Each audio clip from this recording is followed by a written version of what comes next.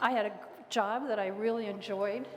The kids were a little older now, and I had time for myself. And I really was excited because we were finally going on a vacation. The whole family was going to go swimming and hiking and kayaking, and we'd been looking forward to it for months. I went back in the house to finish the grant that I had due for Habitat for Humanity, and the phone rang.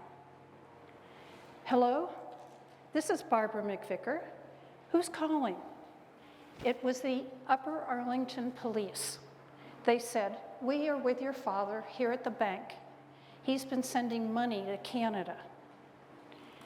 I was like astounded. My dad had been a professional business person. What trouble had he gotten into? He had been scammed, like many other people had been. He was told he'd won the Canadian lottery, and all he had to do was send $68,000 in cashier's checks, and he could get his winnings. I was astounded not only because he was a very bright, capable man, but my dad had macular degeneration and hadn't driven in years. He walked the 14 blocks in Upper Arlington to his bank in order to do this. So that's part of the problem that we have with caregiving and taking care of mom and dad. And right now, I'm kind of also mom and dad. So when I talk about mom and dad, I'm really talking about all generations of what we need to have done. When I had kids, I had a stack of books on my nightstand about what to do with a newborn. I knew nothing about what to do to be help to my mom and dad. The other thing was that it came at an inconvenient time. We were going on vacation. We never went on that vacation. And I had a big grant due the next day. So it was in the middle of it, messing up my workplace. Becoming a caregiver never really happens at a convenient time. It's always at a crisis. We wait for a crisis, and then we're like, shoot, now what do we do? So you're trying to get all the plates in the air at the same time that's some crisis. The other crisis, though, that many times happens is that you get a telephone call from the emergency room. Mom has fallen and broken a hip. And so now you're in a crisis. Some of you I can see are already shaking your heads yes. I'm guessing that's why you're here tonight. You've either been a caregiver or you're going to be a caregiver. Or if you haven't been and you're young enough, you're smart enough to know you better get your own stuff in place and have the conversations with your kids and your financial advisor and your doctor to figure out what it is you're going to do. Like my parents, they kept their finances really close to the chest. It wasn't something that they talked about. But we need to talk across the generations about finances. And sometimes when you do that, I would have seen that my dad was sending $68,000 to Canada. But I thought it was it wasn't the privilege I had to go and look at his finances. That if I had just pulled out that top drawer and looked at his checkbook and seen that it hadn't been balanced in months, I would have known I needed to kind of step in and help him. But we don't talk about finances. Also, it's complicated. Those of you that have been working with Adam, I'm certain, realize it's a lot of work to get all those things in place, to get them ticked off, the trust done, everything titled, etc. It is complicated. You're lucky because you've got Adam to kind of help you through this whole mess. Also, you're afraid to bring it up. Maybe the kids will squabble. Maybe there's a intermarriage here kind of thing where there's kids over here and kids over there, and you don't want to talk about it. It's just easier to put your head in the sand and hope that things go well. Right now, who's a caregiver right now? Who's in the middle of caregiving somebody right now? Who has been caregiving in the past? Who thinks they're going to be a caregiver in the future? All right, you guys. We've all got the message, right? Sooner or later, you're going to be a caregiver, maybe to a spouse, maybe to a parent, but you're going to end up being a caregiver. So I want you to start now. If you wait for the crisis, you have run out of options. You're now scrambling. So I want to make certain that we talk about how to get prepared, not only with finances, but just within families, how to how to carry this out. Sometimes it's about family or romance. You know, boy, I'm looking for somebody and I saw that you on Facebook or something like that. Or your grandchild is in Greece and he's in jail and he needs for you to send money. The thing that they're really now doing is, so there's no paper trail, they want you to send gift cards or cryptocurrency so that can't be traced to who it went to. They also are calling in and saying, hey, I need to take over your computer. I'm from Microsoft, and I need to see, I think there's a problem. Please, I'm going to send you a link here so I can take over your computer and take care of the problem. Never, never. Or the tough thing is they're looking so legitimate these days. When the email comes through, it might even have a logo that looks like the company. Do not click on any of those. So part of the protection is get on the do not call. It works pretty well, not perfectly, but it does pretty well. Have a privacy setting and then have a two-factor authorization so that you can click in, but they have to text you a number so that you can get in. So like my Amazon account, I have a double because I'm certain Amazon sooner or later is going to get hacked. But if I go in, they text me a number, I put it in, then they know that it is truly I who's doing this. Just, have we all learned this by now? Except I'm in a thing called Nextdoor. I don't know if any of you are on it. It's like a local thing, and it tells you what's going on. Oh my gosh, the number of people that click on links is unbelievable to me. And they're giving out private information over the phone or through some kind of internet. Make certain you have initiated the call. If somebody else has initiated it, you call your company directly. Let's say it's your bank. Call them and say, okay, are you trying to get a hold of me? Don't actually click on that link. Don't answer that phone call.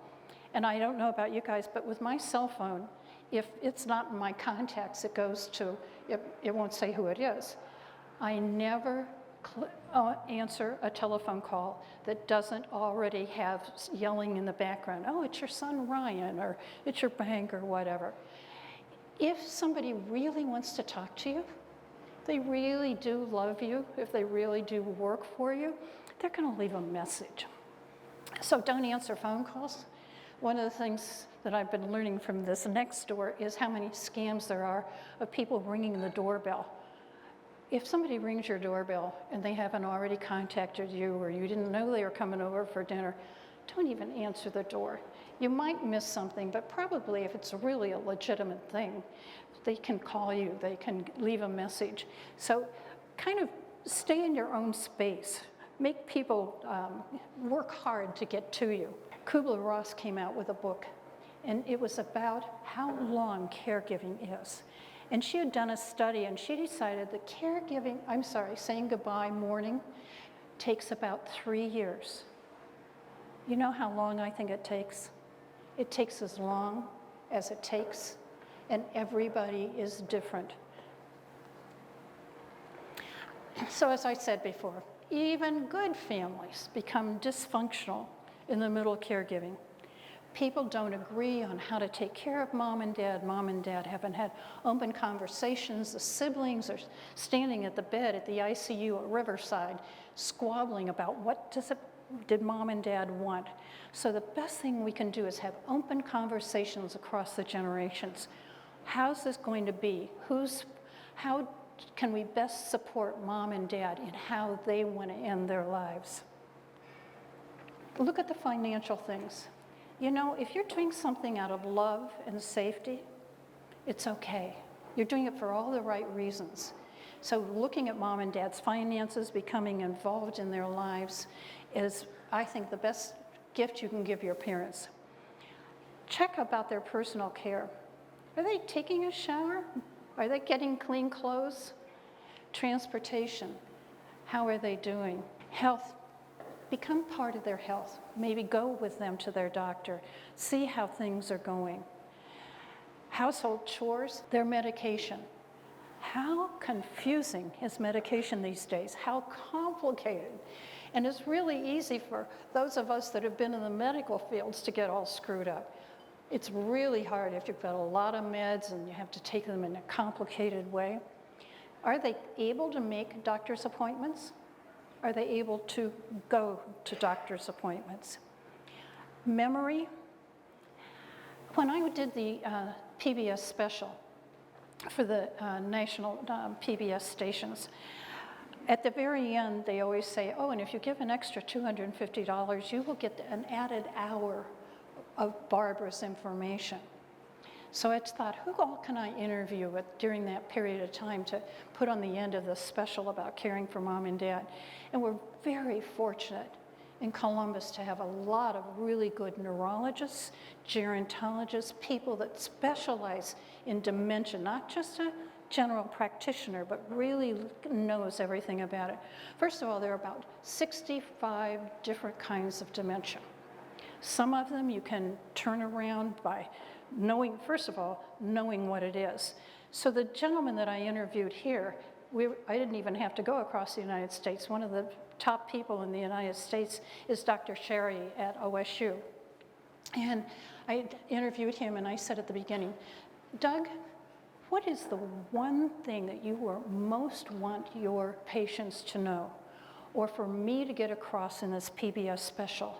And he said, the one thing is, get a good diagnosis. It is really hard to diagnose some of these kinds of dementias. A bunch of them, you can start a medicine or some kind of proactive intervention that will actually either stop or maybe even turn around the kind of dementia. Then others, there's not much you can do but plan. And the emotional status, that's just as important as anything else. I think you've probably all been hearing that kind of one of the new catchwords is isolation. They're talking about isolation as, in fact, its own chronic disease. That if they're isolated, if they're not talking, that means they're probably not moving, and it probably means that maybe they're not eating, that isolation is really, really tough. So kind of see, how are they emotionally? Are they doing well? The emotions for the caregiver are a whole different ballgame. And those of you who raised your hand know this. In fact, tell me, out of those emotions, just yell out, what do you think is the number one emotion? Anger. All of you would be right on all those, but you know the number one? Guilty. No matter what you're doing, no matter how many plates, no matter how high you're jumping, you're always going to feel guilty. But those are all very, very reasonable. And if you are the spouse of a caregiver, you can really step in and try to help with your spouse being able to either vent these emotions or what can I say and do to be of help. And then conflicts. What do you think the number one conflict is? They're all conflicts, and I'm certain all of you are going, yeah, any one of those. Driving. So I kind of coined a word called therapeutic fibbing. I think if you're doing out of love and safety, you might want to take the carburetor and make certain to pull the cap off. Or you might want to have the car towed in and tell your parents that in fact it's not working anymore and it's going to take $10,000 to fix it. Well, most people are not going to put in $10,000. So just make up a lie if in fact it's going to keep them safe. So the impact on the caregiver, 40% of caregivers say that it has disrupted their relationship with their husband or wife.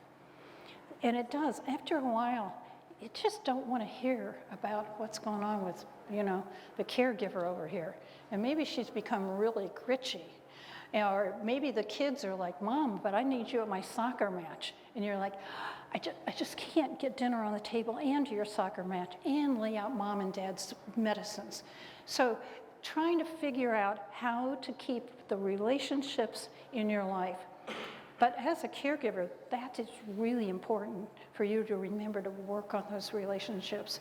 You know, if you used to hang out with the girls after work, please go do that. Do it for yourself.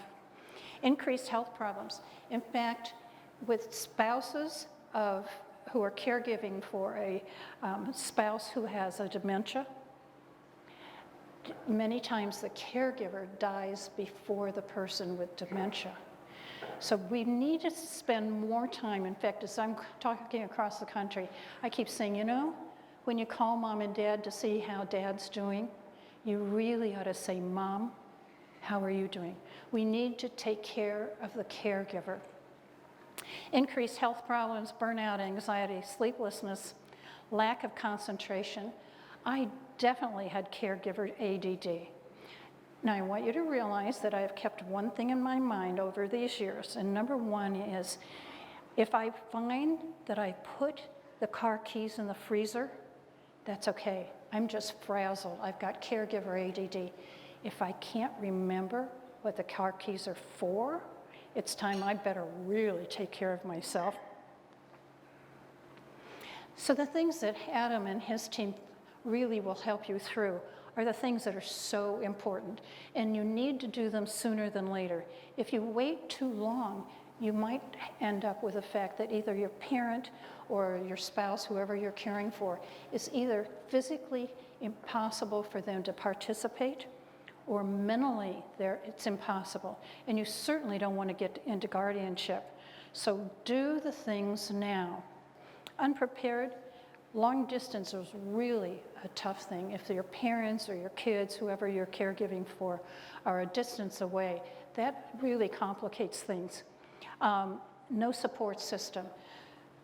I don't know if it was because I felt like at work I couldn't talk about what was going on in my life or fear they'd think I wasn't doing my job well, but I didn't really have a support system.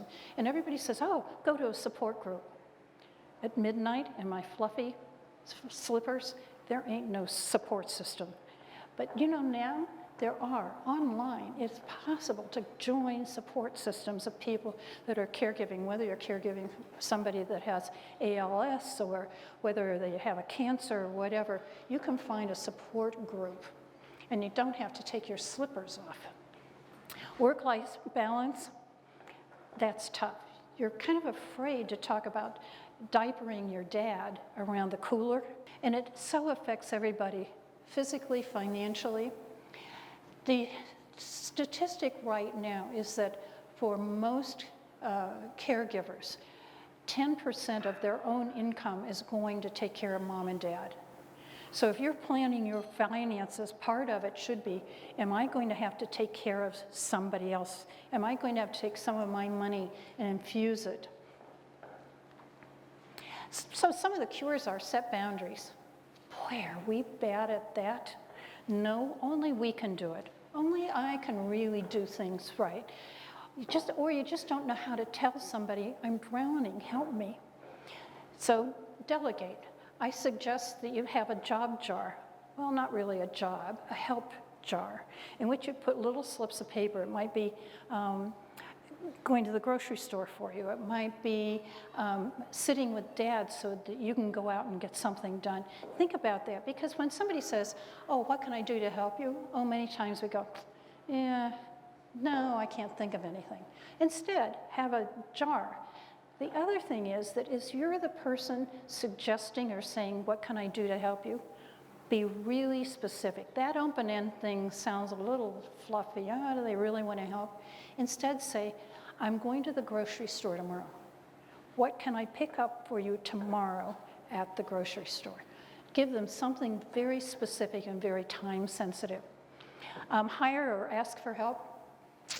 Okay, so my parents lived in Upper Arlington. So I hired the boy next door to mow the lawn.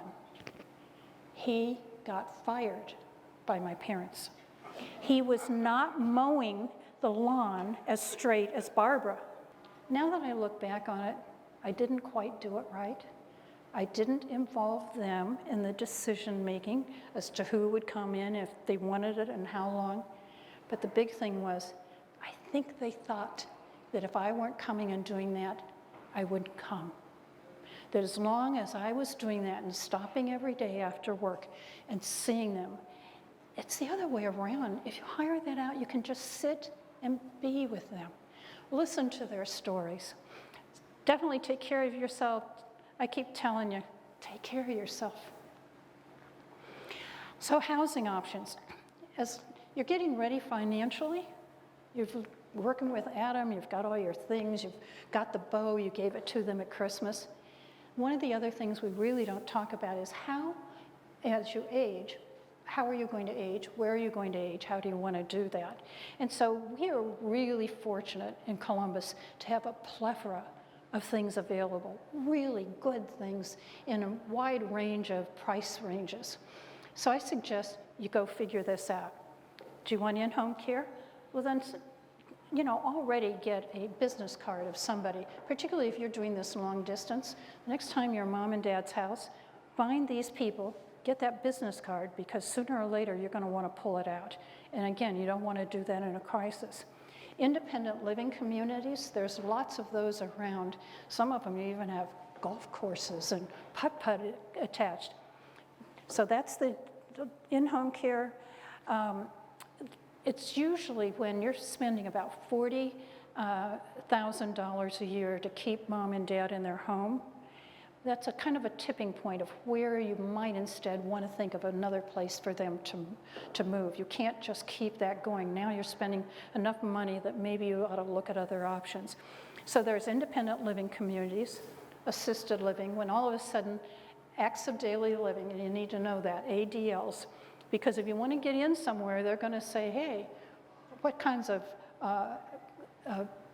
things are they able to do for themselves? So you need to know what are the acts of daily living, and so you know at what level they can get into a facility. Long-term care, and then CCRCs, continuing care retirements, in which all of that is available. For my particular parents, CCRC fit them so well because they didn't decline at the same rate. Mom fell, broke a leg, dad stayed in independent. She comes back from the hospital, she goes to assisted or into the healthcare center. She gets better, she comes back into independent living. In between times, dad walks over and sees her at all these different points. So that was really helpful. It was helpful for me also to know that eyes were on them all the time. That, if he was going to back over a mailbox, I'd know it right away at a CCRC. So something to look at. All of us need to kind of go ahead of time at the 911 situation to see what's out there. Oh my gosh, you can go, they'll give you a free lunch, you talk to the people in the hall, do you like it here? You can see how the food is, because food is almost number one to mom and dad. So you want to know what that's like. And then kind of maybe filter it down to one or two, so when the crisis comes, you already know, okay, this is my first and second choice. This is how it's going to happen, because you're in the hospital and Medicare says you've got 3 days. And we're dismissing. Where is dad going? More than that is, I want to know where I'm going. I'm looking. There's some of these places around here that are unbelievable. They're almost like a country club. I'm like, I'm going to take my husband, Bob, and drag him, and we're going to start to go look at places, because there's so many places in Columbus with so many options, with so many different price points. So just get ahead of the game. Also, build a team. If you have a team now, then it's already in place. You've got that credit or the business card in your hip pocket. A geriatric care manager is like having your sister, in-town sister, be a nurse. Instead, you can hire a care manager who can take mom and dad to their medical things, can see if the house needs to be refurbished in order for them to stay there safely. They can communicate with you. So long distance, you might check into that. They may be expensive, but you've got to think about if your option is taking off work and flying cross country to take care of mom and dad, or even leaving your job to do this, that expense is not too much. So consider it depending upon your situation. In-home care providers, again, Columbus, we are so fortunate. There are so many good places where you can hire somebody to come in maybe 4 hours a day, maybe every other day, do different kinds of everything from just sitting and being with mom and dad to cleaning, all kinds of things. Legal, medical, financial people. Make certain that you've got this team, and you already have part of this team with Adam. Get that team together ahead of time. Introduce your family members to those team members. It's the only way to make certain that everything flows the way it should. It's the only way to make certain that that nobody feels left out. There's no family secrets. Everybody's in on the conversations. We have a lot of local resources here. The local area on aging. We have a highly great dementia, Alzheimer's group here. In fact, that's one that actually has a physical group. Some of them actually do have physical support groups that you can go to. The Alzheimer's one meets, and they have caregiving for mom and dad in the room next door. So as they're feeding you and telling you how to cope, and you're starting to make friends and have kind of your own support group. We are very fortunate to have many good organizations. So if you have a specific disease, look it up or go to the local area on aging and connect with those specific diseases. Friends and neighbors, sometimes we forget about that. Go to the neighbors and say, here's my business card. Here's my phone number. If you see something, I am giving you permission to call me. Please let me know if you see any reason that I should come home, that you're seeing. In my case, a neighbor called me and said, your dad was out mowing and he fell and he's in the yard. You know, who else was going to do that if I hadn't said, hey, here's how you contact me, contact me.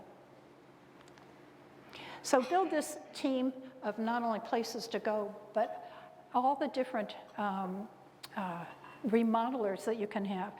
You can have, they come in and tell you all the different things you should do to the house to make certain that it's safe for mom and dad. As I said, the senior housing options, and then senior move managers. A lot of real estate agents now, in fact, have that as part of their companies. If I can get you, if Adam and his team can get you from caregiving 911 to caregiving 101, then tonight has been quite a success. So I have set up the problems. I'm hoping you're all feeling really scared or guilty or whatever, because I'm going to turn it over to Adam, who's got the solutions. And so if you do what he tells you and his team tells you to do, you're going to be okay. Thank you.